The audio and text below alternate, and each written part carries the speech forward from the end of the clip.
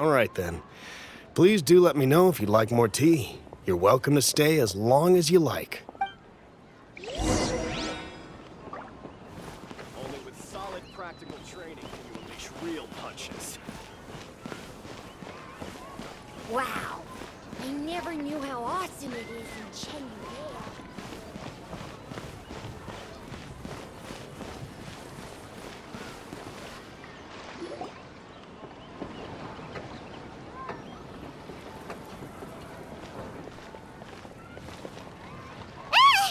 What are you doing here? The way you speak, one might have presumed you were displeased to be in one's presence. Take note, Paimon. You could learn a thing or two about how to respect your elders. Ugh, starting on the elder stuff already, huh? Shouldn't you be back in your cave tinkering away at some kite-related thingamabob or something? What brings you out here? And what's with that huge box next to you? Ah! Paimon gets it. You're here to do some shopping, aren't you? And what of it? The Qixing's decision to integrate Fontanian technology into said kite-flying competition is of no consequence to oneself. Did you expect one to willfully compete against the whimsical trends of worldly sentiment, or perhaps even fall to petty sulking over such? It's not that we think those things exactly. That's just what Mountain Shaper and Mooncarver told us. Or Tia something and Ho. Paimon can't be bothered to remember what their aliases were called. Anyway, they went to Liyue Harbor to look for you. They even asked us to pass along their regards if we ran into you. Oh, huh. Tianyun?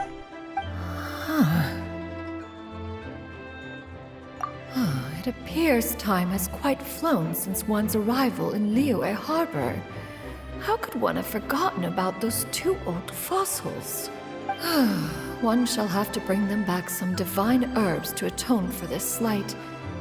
Nay, given that one has ventured all this way to Yilong Wharf, tea would be more advisable. A great thought has illuminated one's mind once again. One is reminded that certain purchases have yet to be made. Perhaps you two could wait here whilst one performs this task. It'll be but a moment. Huh? Wait, here? You really just gonna ditch us here to watch your stuff? Oh, that woman really just does whatever she wants.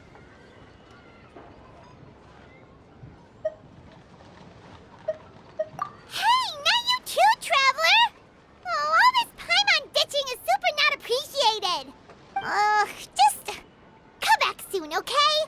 Paimon doesn't want anyone to try and steal his stuff. Welcome. Please have a look around.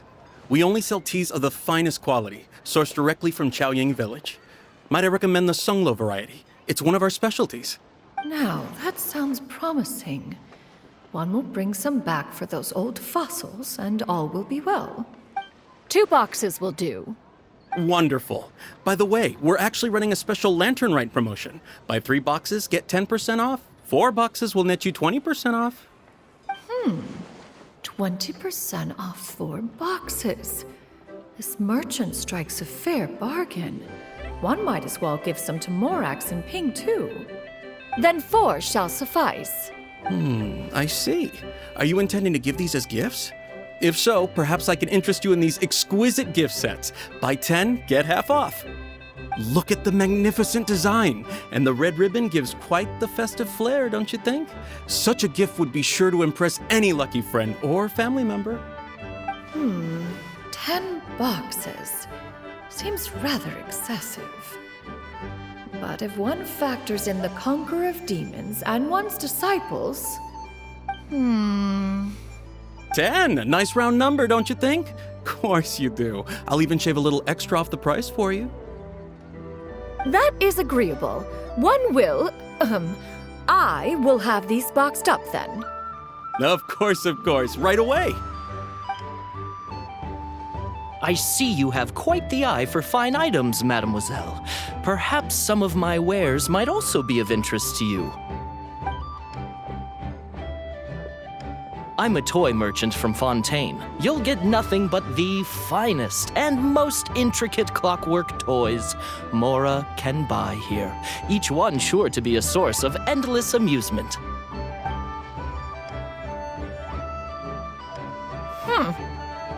Perhaps you could enlighten me then. When should said amusement be derived? Well, that is, of course, best understood by playing with them yourself. If you could wait just a moment, I can bring one out and give you a demonstration.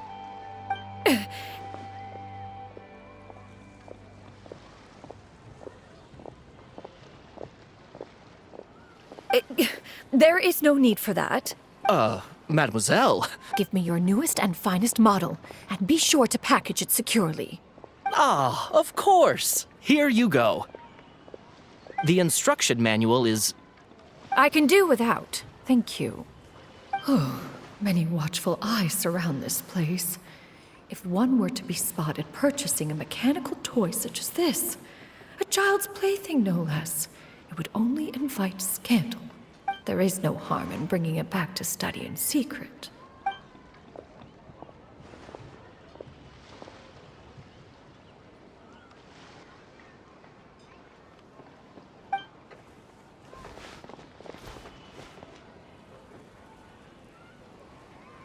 Oh, Shenyan, did your shopping go smoothly? Naturally. One may not delight in social interactions, but that does not mean one lacks said faculties.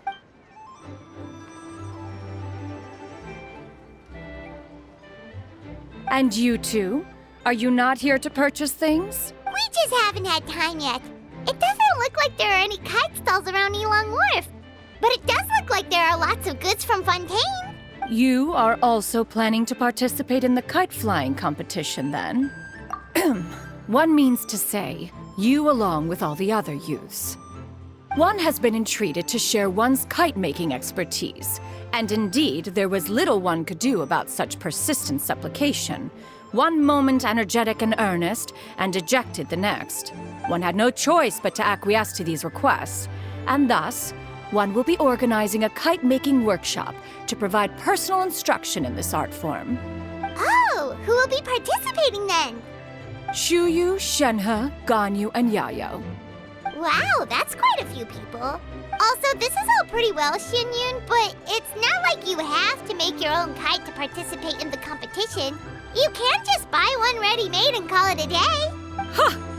You speak of those equipped with the mechanical lifting device, do you not? 'Tis nothing but a crude piece of mortal machinery.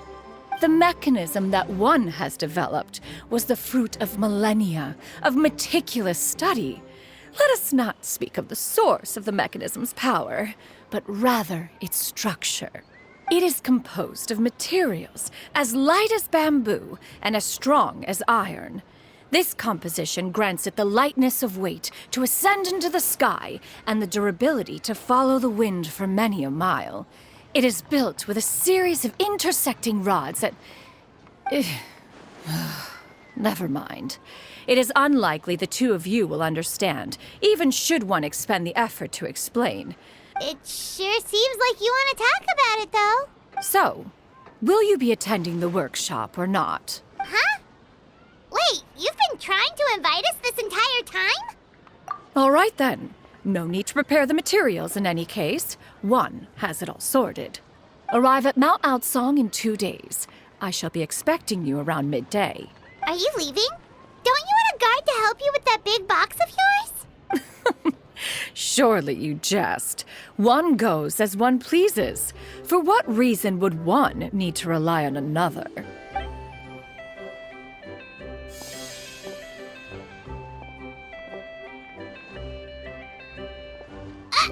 It can float? What kind of invention is that?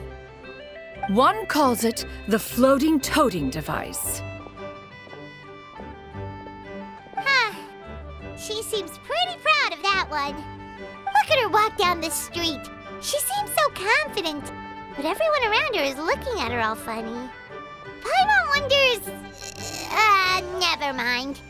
But anyway, that box of hers seems to be full of those mechanical lifty thingamabobs. Not that Paimon was peeking or anything. She just, got a bit unsteady for a second and accidentally brushed the embroidery on top. And wouldn't you know it, all the stuff inside almost came bursting out.